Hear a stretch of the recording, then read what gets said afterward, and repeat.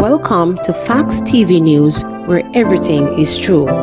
JCF probing alleged rape, robbery by a cop.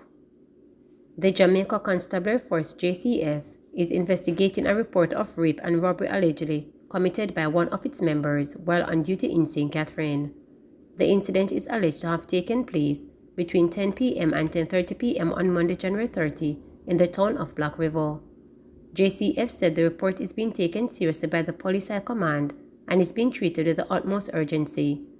The matter is currently being investigated by the JCF's Inspectorate and Professional Standard Oversight Bureau, the Center for the Investigation of Sexual Offences and Child Abuse, and the Independence Commission of Investigations.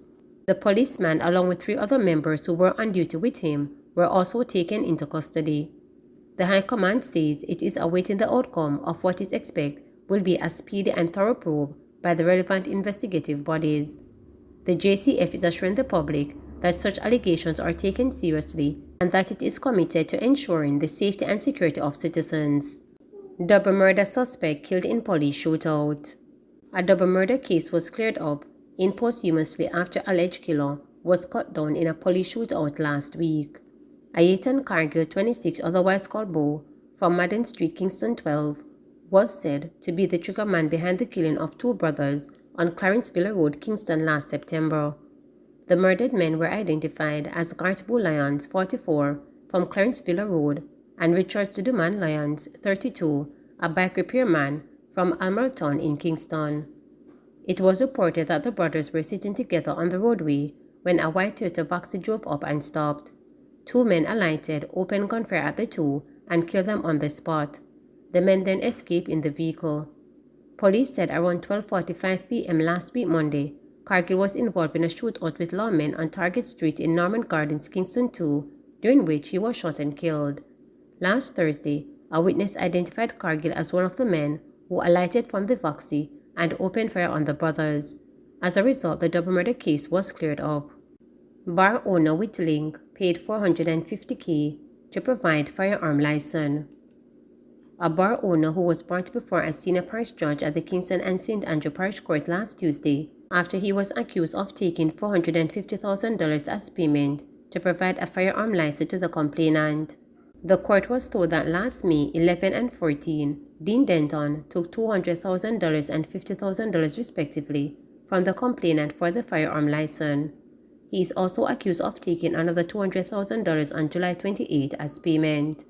Denton, who pleaded guilty to 3 counts of obtaining money by false pretense, told Senior Parish Judge Leon Cole Montague that he only told the man that he had a link to get the license.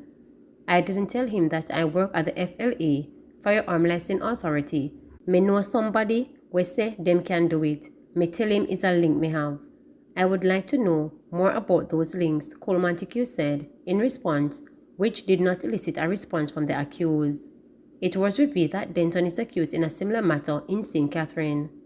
Denton, who has been in jail since November 19, was ordered to reimburse the complainant in the sum of $450,000 as part of his sentence.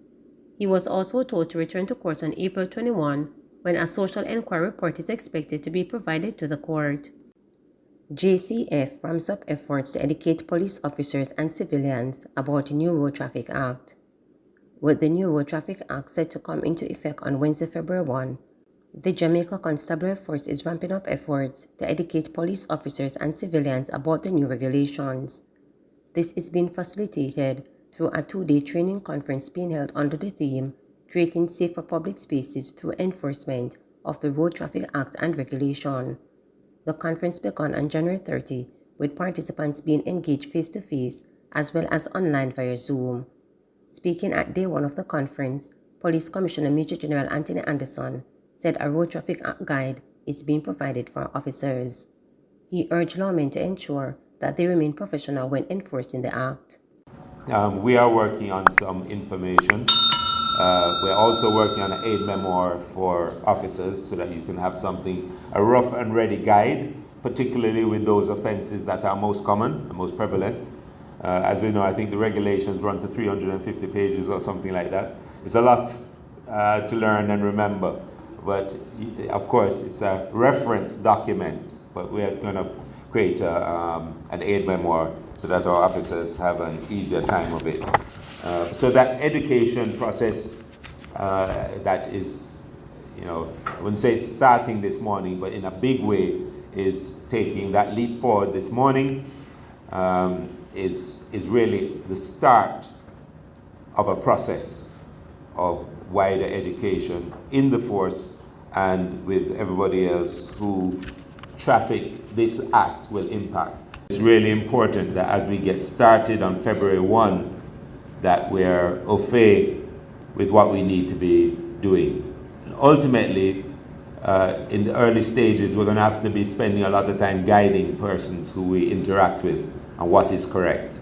And so it's important that we know, and also even as we deliver those tickets, it's important that we have the correct sort of interactions with the public, because it's when you ticket somebody, it's not personal. They have done a breach and we are doing a response. That's all it is. And so we have to keep it at that level. Pregnant women urged to seek early antenatal care. Chief Medical Officer CMO Dr. Jacqueline Bisosa Mackenzie is appealing to pregnant women to get early and regular antenatal care to ensure safe and healthy delivery. She said that too many women are presenting to clinic late, which delays the detection and treatment of conditions that could pose a risk to mother and baby, such as poor nutrition and health issues. The CMO stressed that the care provided at antenatal clinics reduces the likelihood of poor pregnancy outcomes. Attendance to our antenatal clinics is of utmost importance, as we can monitor the mother's health, detect and treat every or any problem that they develop, monitor the baby's growth, provide the supplementation, and do investigations to identify high-risk cases, Dr. Bisosa Mackenzie said, while addressing a recent workshop at the Terranovo All Suite Hotel in Kingston. She noted that a great deal has been done in recent years to improve the access and quality of antenatal care and decreasing the likelihood of babies being born premature and with birth defects. Dr. Bisosa Mackenzie said that the ministry has increased screening to address conditions that could pose a risk to mother and baby, such as uncontrolled chronic illnesses, improve access to reproductive health services, and strengthening the quality of care during and after delivery. Head of the Public Safety and Traffic Enforcement Branch, Assistant Commissioner of Police Gary Mackenzie, shared his thoughts on the Road Traffic Act and Regulation Training Conference and what the new act means for law enforcers and the public. I'm Gary Mackenzie, Assistant Commissioner of Police, Head of the Public Safety and Traffic Enforcement Branch. Since today, we have been getting presentations as it relates to the new Road Traffic Act and Regulations, which will come into force on February 1, 2023. The new Road Traffic Act and Regulations, this is something that has been in the making for quite some time. And as law enforcement officers, we are very pleased that it is now going to be enforced. It means a lot to the public and certainly to us who have responsibility to protect and serve the public. A major part of that responsibility is public order. This has to do with how people use the various roads and the public places. There are several really very substantial changes that we expect to aid us in terms of how we are able to carry out our activities and to ensure that the public is safe. For example, distraction has been a part of problems in terms of traffic collisions, and so distraction through the use of cell phones, we believe, will be significantly curbed by the fact that we can now enforce against breaches where persons have or hold cell phones in their hands whilst they are driving. We also hope that with this new act and regulations, our support systems in terms of having driver's license suspended will be in full force. Of course, we recognize that some of the breaches, they have greater fines, and whilst persons will not be able to pay fines if they do not breach the road traffic laws, certainly if they do, it will serve as a deterrent as we go forward.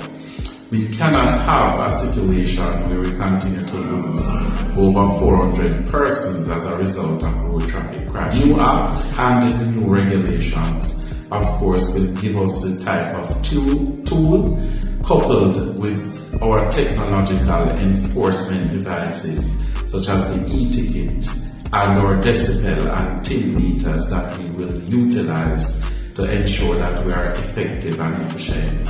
We want to say to citizens that we hope that this is a new dawn where we can see a reduction in the number of persons that have collisions and who die on our roads. Let us work together as citizens and law enforcement to ensure that by the end of 2023, we will have a much safer environment to live in. Please remember to subscribe, like, share, and click the